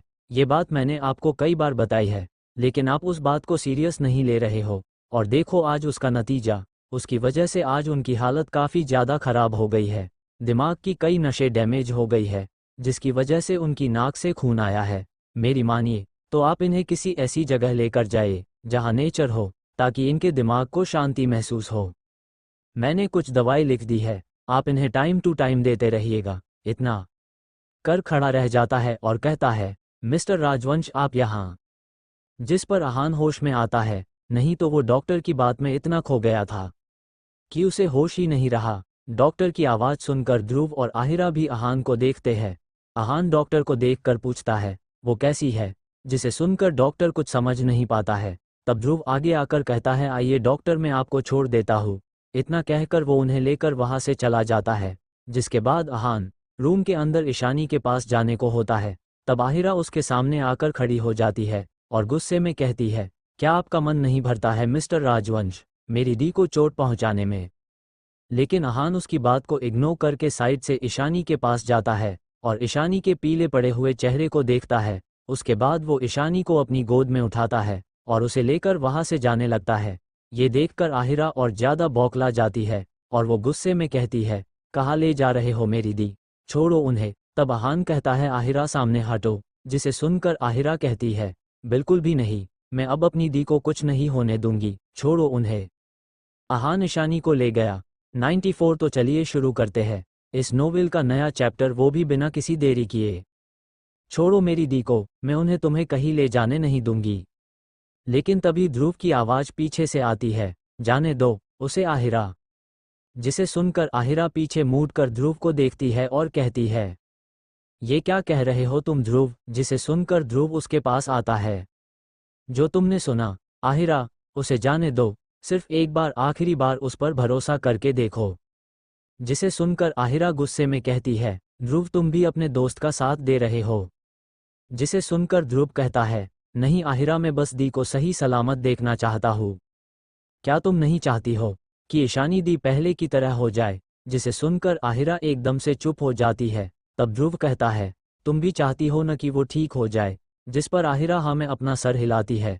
लेकिन तब ध्रुव कहता है, सिर्फ एक आखिरी बार बस, उसके बाद अगर आहान कुछ ऐसा करता है तो मैं खुद उसे जान से मार दूंगा। ये उसने आहान को देखकर कहा था। फिर वो आहिरा को देखता है। तब आहिरा कुछ नहीं कहती है और धीरे से साइड हट जाती है। जिसके बाद आहान ईशानी को अपनी गोद में लिए वहां से निकल जाती है। जिसे देखकर आहिरा की आंखों में आंसू आ जाते हैं। ध्रुव उसे अपने गले लगा लेता है। आहिरा उसके गले लगते ही फुट फुट कर रोने लगती है। तब ध्रुव उसे शांत करवाने लगता है। इधर आहान ईशानी को लेकर वहां से निकल जाता है। वो कहाँ जा रहा था ये सिर्फ उसे पता था, बाकी किसी को नहीं, यहाँ तक श्रेया को भी नहीं।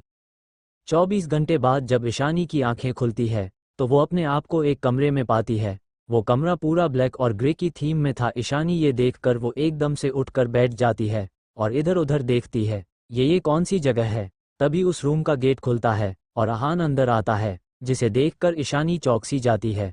तुम? आहान उसे देखकर कहता, तुम्हें भूख लगी होगी। जिस पर ईशानी उसके हाथों में पकड़ी हुई ट्रे को देखती है और फिर वो आहान को देखते हुए कहती है, ये कौन सी जगह है? जिसे सुनकर आहान कहता है, पहले कुछ खा लो फिर। जिसे सुनकर ईशानी इस बार गुस्से में कहती है, मैंने पूछा ये कौन सी जगह है? जिसे सुनकर आहान नॉर्मल वे में ही फिर से कहता है, पहले कुछ खा लो। उसके बाद जिसे सुनकर वो गुस्से में चिल्लाती है, क्या तुम्हें एक बार में सुनाई नहीं देता है? मैंने पूछा ये कौन सी जगह है और तुम कौन हो? जिसे सुनकर आहान उसे देखता है और कहता है, मैंने पहले ही इसका जवाब दे दिया और प्रूफ भी, मैं तुम्हारा पति हूँ और तुम एक आइलैंड में हो जहां मैं तुम्हारे पैरों का इलाज कराने लाया हूँ। मिल गया जवाब। जिसे सुनकर ईशानी कहती है, तुम्हें किसने कहा मेरे पैर का इलाज कराने के लिए? और मैं तुम अपना पति नहीं मानती हूँ, इसलिए मेरी नज़रों से दफा हो जाओ, वही तुम्हारे लिए अच्छा होगा। जिसे सुनकर आहान कहता है, अच्छा क्या कर लोगी तुम? हाँ, क्योंकि तुम चल तो सकती नहीं हो, तो क्या करोगे? हाँ बोलो मिसेज राजवंश। जिसे सुनकर ईशानी गुस्से में अपने दांत पीस लेती है और गुस्से में कहती है, अपनी हद से ज़्यादा मत बढ़ो, तुम्हारे लिए अच्छा नहीं होगा। जिसे सुनकर आहान हल्का सा मुस्कुराता है और उसके करीब बढ़ते हुए कहता है, मैंने अभी तक अपनी हद तुम्हें दिखाई ही नहीं, तो तुम्हें कैसे पता कि मैं अपनी हद से आगे बढ़ रहा हूँ? ईशानी जब ये देखती है कि आहान उसके करीब आ रहा है तो उसकी धड़कनें बढ़ने लगती है।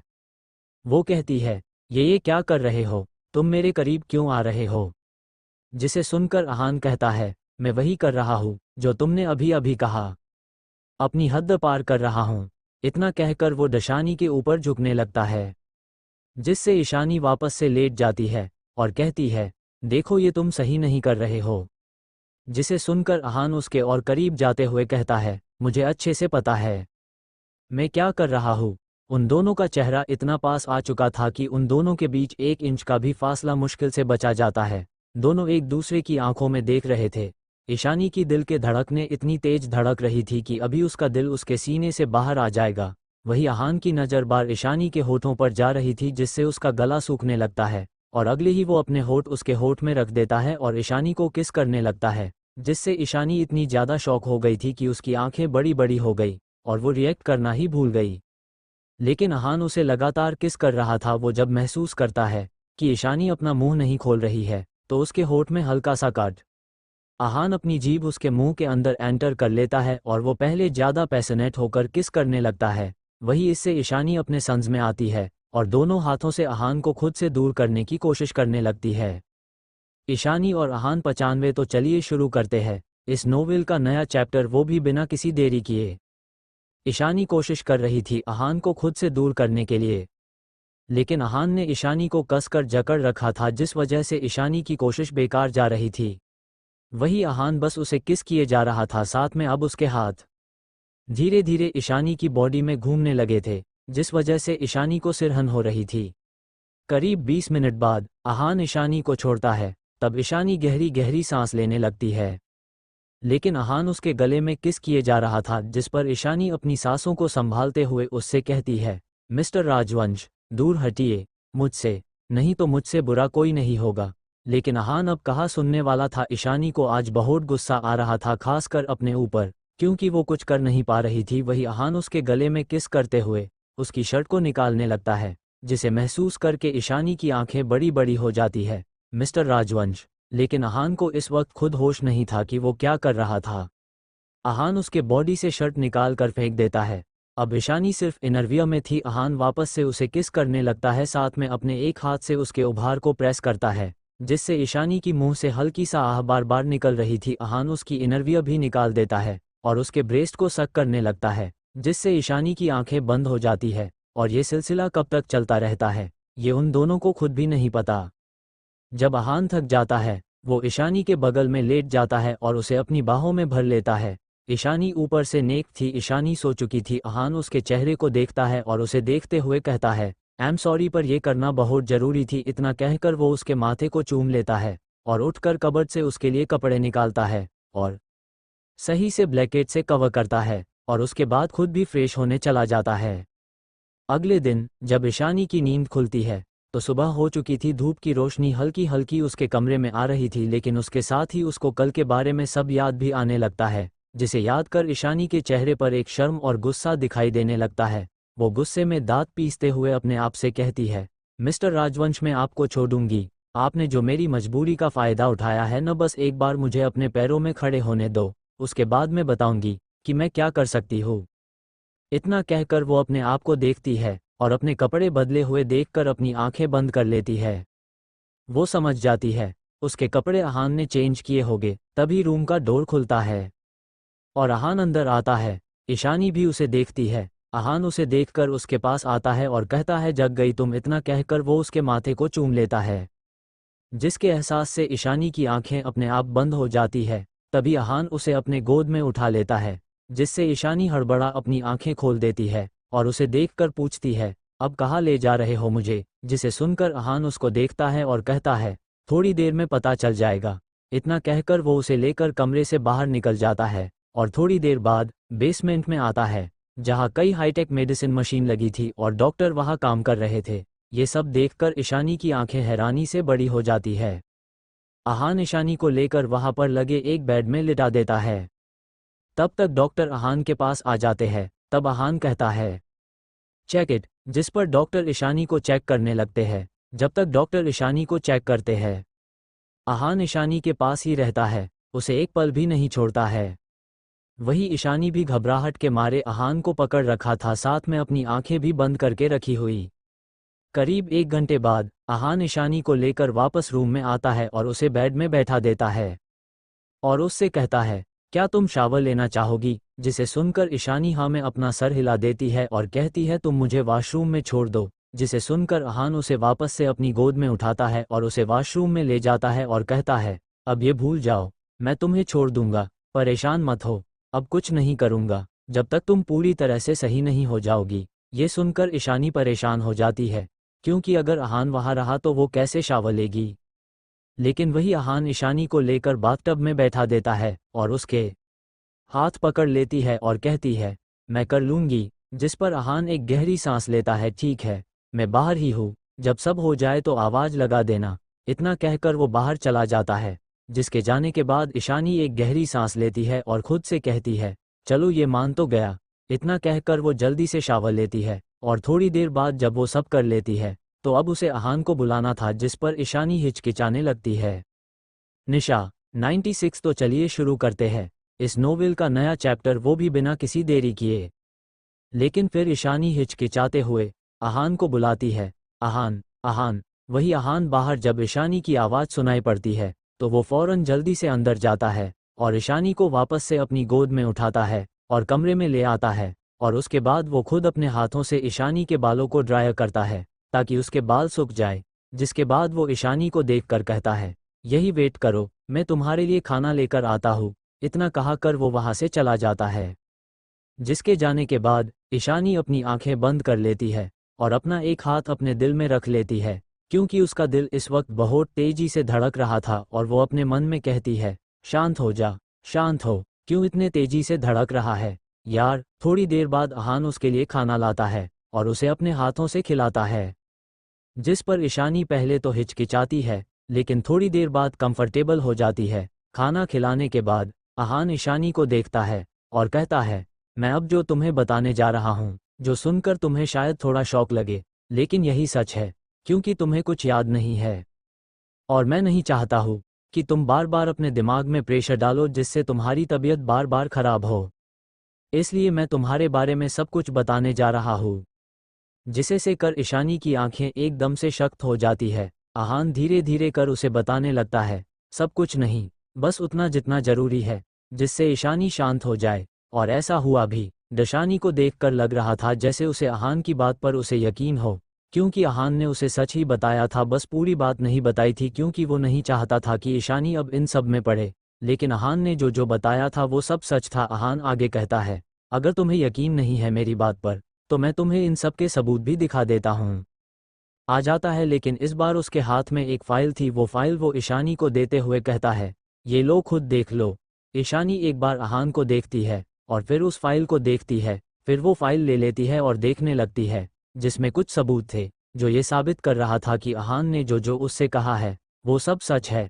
अहान कहता है, और तुम उसे लेकर यही आई थी, वो अभी भी सेल में बंद है। जिसे सुनकर ईशानी वो फाइल बंद करते हुए कहती है, मुझे उसे देखना है। जिसे सुनकर अहान तुरंत मना कर देता है, बिल्कुल भी नहीं, तुम अभी सही नहीं हुई हो, और जब तक तुम सही नहीं हो जाती तब तक तुम उससे नहीं मिल सकती हो, क्योंकि मैं अब तुम्हें खोना नहीं चाहता हूँ। मुझे डर है, अगर उसने तुम्हें इस हालत में देखा तो कहीं उसने तुम पर अटैक कर दिया, तो इसलिए तुम अभी नहीं मिल सकती हो। और वैसे भी तुम्हें ठीक होना ही होगा, क्योंकि तुम्हारा दुश्मन अभी भी जिंदा बाहर घूम रहा है। ये सुनकर ईशानी की आंखें लाल होने लगती है। हाँ, अहान ने उसे ये बता दिया था कि उसका सबसे बड़ा दुश्मन यानी गौरव खन्ना वो अभी जिंदा था। जिसके बाद से अहान डेली उसका उसी तरह से ख्याल रखता आया और डॉक्टर ईशानी का इलाज कर रहे थे। इसी तरह 3 महीने बीत गए। 3 महीनों में ईशानी पूरी तरह से ठीक हो चुकी थी। वो अब अपने पैरों में खड़ी हो चुकी थी। वो अब फिर से चल सकती थी। आज ईशानी बिल्कुल वैसे ही तैयार हो रही थी जैसे वो पहले तैयार होती थी। और तैयार होने के बाद वो वहाँ से बेसमेंट में जाती है, जहाँ कई सेल्स थे। उसके वहाँ पहुँचते ही वहाँ की लाइट्स ऑन हो जाती है। तब यहाँ दिखाई देते हैं कि वहाँ कितने लोगों को बंद करके रखा गया था, और उनमें से एक थी निशा। ईशानी उसके सेल्स में जाती है। निशा की हालत काफ़ी ख़राब हो चुकी थी, क्योंकि रोज उस पर तरह तरह के एक्सपेरिमेंट होते थे। निशा इतनी कमज़ोर हो चुकी थी कि वो जब अपनी धुंधली आंखों से अपने सामने ईशानी को देखती है तो वो गिड़गिड़ाने लगती है, मुझे माफ़ कर दो ईशानी, मुझे माफ़ कर दो, मुझे यहाँ से जाने दो। लेकिन ईशानी तो बस उसे देख रही थी। वो उसे देख कर कहती है, मैं तुम्हें यहाँ माफ़ करने के लिए नहीं, बल्कि तुम्हें हर दर्द से आज़ाद करने के लिए आई हूँ। ये सुनकर निशा बहुत खुश हो जाती है, क्योंकि उसे लगता है ईशानी उसे छोड़ रही है। लेकिन अगले ही पल ईशानी अपने पास से एक गन निकालती है और निशा पर शूट कर देती है। वो लगातार 3 बार फायर करती है और निशा का काम तमाम, और उसके बाद वो वहाँ से चली जाती है। वहीं दूसरी तरह आहिरा को भी ये खबर मिल चुकी थी कि उसकी दी लेकिन ध्रुव उसे बार बार समझा रहा था कि दी खुद वापस आ रही है, वो क्यों इतनी जल्दीबाजी कर रही है। तब ध्रुव दी को कॉल करता है ताकि वही आहिरा को समझा सके। तो क्या होगा अब आगे? ईशानी क्या करेगा? क्या वो आहान को एक्सेप्ट करेगी या नहीं? जानने के लिए पढ़िए ये कहानी। अभी के लिए इतना ही, बाकी का आपका अगले चैप्टर में मिलेगा। और स्टोरी अपडेट के लिए टेलीग्राम चैनल को ज्वाइन कर लीजिए और आप लोग हमें इंस्टा पर भी फॉलो कर सकते हैं। धन्यवाद। Intense romance 97। तो चलिए शुरू करते हैं इस नोवेल का नया चैप्टर, वो भी बिना किसी देरी। कॉल कनेक्ट होते ही ध्रुव ईशानी से बोला, ईशानी दी, अपनी बहन को ज़रा समझा दीजिए, वो आपसे मिलने की जिद कर रही है। जिस पर ईशानी कहती है उसे फ़ोन दो। तब ध्रुव फ़ोन आहिरा को पकड़ा देता है। तब आहिरा बोलती है, हेलो दी। जिस पर ईशानी कहती है, ये मैं क्या सुन रही हूँ आहिरा। जिसे सुनकर आहिरा कहती है, दी मुझे आपसे मिलना है। जिसे सुनकर ईशानी कहती है, मैं घर ही आ रही हूँ, रास्ते में हूँ, मिल लेना। ओके। जिसे सुनकर आहिरा कहती है, ओके दी, मैं आपका वेट कर रही हूँ, जल्दी आ जाए। जिसे सुनकर ईशानी कहती है, जल्दी आ जाऊंगी। ओके, और ज़्यादा परेशान मत होना, मैं अब ठीक हूँ। जिस पर आहिरा बस हम कहती है। तब ईशानी कॉल कट कर देती है। वही उसके बाद ध्रुव आहिरा को चिढ़ाते हुए कहता है, वाह क्या बात है, मुझसे लड़ रही थी दी से मिलने के लिए, और जैसे ही ईशानी दी ने कहा कि वो आ रही है तब मिल लेना, कैसे तूने जल्दी से हाँ कर दी, तब क्यों नहीं जिद की। जिसे सुनकर आहिरा गुस्से में ध्रुव को देखती है और कहती है, तू अपना मुंह बंद रख वरना मुंह तोड़ दूंगी। जिसे सुनकर ध्रुव कहती है, तू कुछ नहीं कर पाएगी बस बातों के अलावा। जिसे सुनकर आहिरा को इतना तेज गुस्सा आता है कि वो उसके ऊपर चढ़कर बैठ जाती है और उसके कॉलर को पकड़ते हुए कहती है, क्या कहा तूने, मैं कुछ नहीं कर सकती हूँ। जिसे सुनकर ध्रुव कहता है, बिल्कुल तुम कुछ नहीं कर सकती हो, सिर्फ बातों के अलावा। जिसे सुनकर आहिरा का खून खौल जाता है और वो गुस्से में चिल्लाती है, तुम्हें तो मैं। लेकिन अगले पल वो एकदम से चुप हो जाती है क्योंकि ध्रुव उसे किस करने लगता है। जिसे फील करते हुए आहिरा के दोनों हाथ ध्रुव के सर में चले जाते हैं। दोनों पैशनेट होकर एक दूसरे को किस कर रहे थे। धीरे धीरे ध्रुव के हाथ आहिरा की पूरी बॉडी में चलने लगे थे। करीब 15 मिनट बाद ध्रुव आहिरा किस करना छोड़ देता है, जिससे आहिरा गहरी गहरी सांसें लेने लगती है। लेकिन ध्रुव पूरी तरह बहक चुका था, वो कर फेंक देता है। आहिरा गहरी गहरी सांस ले रही थी, अगले ही ध्रुव उसकी इनरवियर भी निकाल देता है, जिसके बाद वो उसके दोनों उभारों को बार सक करने लगता है, जिससे आहिरा की हालत खराब हो रही थी। उसके नाखून ध्रुव के कंधे में घुसे जा रहे थे। धीरे धीरे ध्रुव नीचे बढ़ने लगता है और उसकी जीन्स निकाल देता है, और उसके बाद वो अपने कपड़े भी निकाल कर फिर से दोनों शुरू हो जाते हैं। वो आहिरा के बचे कपड़े भी निकाल देता है। उसके बाद ध्रुव उसकी पूरी बॉडी में किस और बाइट करने लगता है, जिस पर आहिरा अपने आप को कंट्रोल नहीं कर पा रही थी। वो गहरी सांस लेते हुए कहती है, ध्रुव प्लीज़ FK मी। ये सुनकर ध्रुव आहिरा के चेहरे को देखता है जो पूरा लाल हो चुका था। वो उसके चेहरे के करीब आता है और वापस से अपने होठ उसके होठ में रख देता है और उसे किस करने लगता है, जिसमें आहिरा उसका बराबर साथ दे रही थी। उसी दौरान ध्रुव एक झटके में आहिरा के अंदर एंटर कर जाता है, जिससे आहिरा की हल्की सी आह निकलती है, लेकिन मुंह बंद होने की वजह से वो भी मुंह में ही रह जाती है। जिसके बाद ध्रुव मूव शुरू कर देता है, जिसके बाद वो दोनों कब तक लगे रहते हैं ये उन दोनों को भी नहीं पता चलता है। करीब 2 घंटे बाद ध्रुव आहिरा को छोड़ता है। दोनों काफ़ी थक चुके थे। ध्रुव के रुकते ही आहिरा गहरी नींद में चली जाती है। वही ध्रुव उठकर वॉशरूम चला जाता है। थोड़ी देर बाद वो अपने कपड़े पहनकर आता है और वो आहिरा को अच्छे से क्लीन करके उसको कपड़े पहनाकर उसके फरहेड को चूमता है, और उसके बाद वो भी उसके बगल में ही लेट जाता है और उसको अपनी बाहों में भर लेता है। थोड़ी देर बाद वो भी सो जाता है। वही दूसरी तरह ईशानी और आहान वहां से निकल चुके थे और इस वक्त दोनों चौपर में थे। दोनों बिल्कुल चुप थे। आहान ईशानी को ही देख रहा था। ईशानी भी उसकी नज़रें अपने ऊपर महसूस कर रही थी, लेकिन वो जैसे आहान को इग्नोर कर रही थी। कुछ घंटों बाद उनका चॉपर उनके मेंशन में ही लैंड करता है। जब चॉपर से बाहर आते हैं तो श्रेया उन्हें मिलती है। ईशानी श्रेया को देखती है क्योंकि उसे पता चल चुका था कि श्रेया उसकी बेस्ट फ्रेंड है।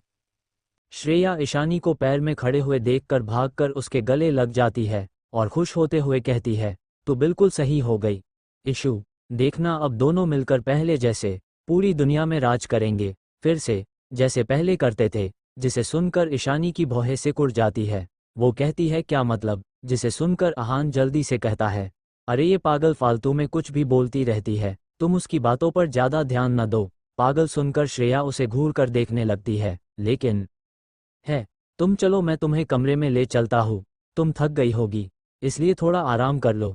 जिस पर श्रेया कहती है अरे हाँ मैं ले जाती हूँ अपनी इशू को। इतना कहकर वो ईशानी को यहाँ से ले जाती है, जिस पर अहान कुछ नहीं कर पाता है। लेकिन तभी उसका फ़ोन बजता है और उसे कुछ ऐसा पता चलता है जिससे उसके गुस्से से आग बबूला हो जाता है। अभी के लिए इतना ही, बाकी का आपका अगले चैप्टर में मिलेगा। और स्टोरी अपडेट के लिए टेलीग्राम चैनल को ज्वाइन कर लीजिए और आप लोग हमें इंस्टा पर भी फॉलो कर सकते हैं। धन्यवाद। अहान और ईशानी इंडिया आए 98। तो चलिए शुरू करते हैं इस नोवेल का नया चैप्टर, वो भी बिना किसी देरी किए। अहान गुस्से में कहता है नज़री रखो उस पर और मुझे अपडेट देते रहना। इतना कहकर वो कॉल कट कर देता है और अपने आप से कहता है इस बार नहीं, इस बार मैं कुछ भी नहीं होने दूंगा तुम्हें ईशानी। इतना कहकर वो भी अंदर चला जाता है। अगले दिन ईशानी और अहान दोनों आहिरा के मेंशन जाते हैं। जहां पहुंचने के बाद आहिरा जैसे ही अपनी दी को अपने पैरों में खड़े देखकर बहुत खुश हो जाती है। कल रात एक बात और भी हुई थी। कल रात ईशानी को अपने पास्ट के बारे में कुछ याद आया था। कुछ बातें भी थी जो उसकी रियल फैमिली से रिलेटेड थी। ईशानी अहान को देखकर कहती है अहान मैं इंडिया जाना चाहती हूँ। जिसे सुनकर आहिरा और अहान दोनों एक साथ कहते हैं बिल्कुल भी नहीं। ये देखकर दोनों एक दूसरे को देखते हैं और फिर ईशानी को देखकर कहते हैं बिल्कुल भी नहीं दी, आप इंडिया नहीं जाएगी, मैं आपको फिर से। लेकिन ईशानी उसकी बातों को काटते हुए कहती है मैं बिल्कुल ठीक हूँ और इस बार ऐसा कुछ नहीं होगा, इसलिए मेरी चिंता मत करो, तुम और ध्रुव यही रहो। और अहान तुम तो मेरी बात को समझो, मुझे अभी कुछ सेटल करना बाकी है। जिसे सुनकर अहान कहता है लेकिन इशू अभी। जिसे सुनकर ईशानी कहती है प्लीज़ अहान, और हमें तुम्हारी फैमिली से भी तो मिलना है। जिसे सुनकर अहान के चेहरे के भाव सख्त हो जाते हैं मेरी फैमिली? मेरी कोई फैमिली नहीं है, तुम्हें कोई गलतफहमी हो रही है। जिसे सुनकर ईशानी कहती है श्रेया ने मुझे सब बता दिया है, वो भी जो तुमने मुझे नहीं बताया है। अहान कैसी भी हो लेकिन वो तुम्हारी फैमिली है। कुछ लोगों की वजह से तुम बाकी लोगों को तो नहीं छोड़ सकते हो, न खासकर चाचा चाची और आलिया को। और बाकी तुम्हें किसी से मतलब नहीं रखना है मत रखो, लेकिन ये 3 लोग जो तुमसे सच में प्यार करते हैं उनको तो अपनी ज़िंदगी से दूर मत करो। जिसे सुनकर अहान चुप हो जाता है, वो कुछ कह ही नहीं पाता है। शुरू से बहुत केयर और उसे बहुत प्यार करते थे। एक तरह से देखा जाए तो दादाजी के जाने के बाद उसके चाचा चाची तो थे उसका ख्याल रखने के लिए, और बाकी उसके मोम डैड को तो कुछ फर्क ही नहीं पड़ता है। ये सोचकर अहान कहता है ठीक है, लेकिन मेरी एक शर्त है। थोड़ी देर बाद अहान ईशानी के साथ साथ श्रेया भी इंडिया के लिए निकल जाती है। उधर इंडिया में प्रताप जी को पता चल गया था कि ईशानी इंडिया आ रही है, जिसे सुनकर बहुत खुश हो गए थे।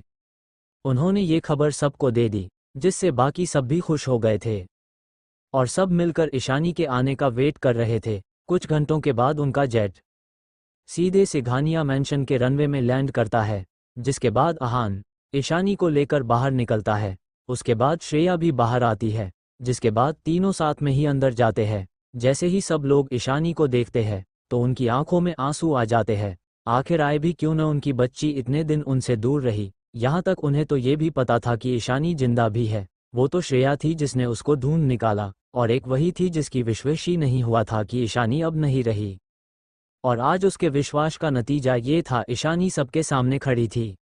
वही ईशानी को थोड़ी घबराहट हो रही थी क्योंकि उसे सही से कुछ याद नहीं था, जिस वजह से उसने अहान के एक हाथ को कसकर पकड़ लिया था। अहान जैसे ही ये समझता है तो वो भी अपनी पकड़ कस देता है, जैसे कह रहा हो वो परेशान न हो, वो है उसके साथ हमेशा। जिस पर ईशानी उसे देखती है तब अहान बस अपनी पलकें झपका देता है और उसके बाद उसे लेकर अंदर जाता है। ईशानी जैसे ही अंदर आती है तो उसकी माँ उसे तुरंत गले लगा लेती है और रोने लगती है। ईशानी को उनका रोना अच्छा नहीं लगता है, लेकिन उसे समझ में नहीं आ रहा था कि वो कैसे उन्हें शांत कराए।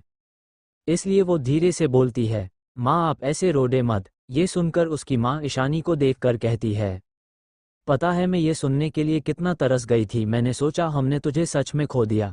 जिसे सुनकर ईशानी उन्हें गले लगाते हुए कहती है पर अब मैं आ गई हूँ न, अब आपको रोने की ज़रूरत नहीं है। जिस पर उसके डैड भी कहते हैं, हाँ अब कोई नहीं रोएगा, अब खुश प्रिंसेस। जिसके बाद ईशानी अपने दादू यानी प्रताप जी से मिलते हैं। प्रताप जी उसे अपने गले से लगा लेते हैं। उनकी आंखों में आंसू थे, लेकिन किसी तरह से उन्होंने उन्हें रोका हुआ था क्योंकि वो अपनी बच्ची के सामने कमज़ोर नहीं दिखना चाहते थे। थोड़ी देर बाद सभी हाल में हंसी मजाक कर रहे थे।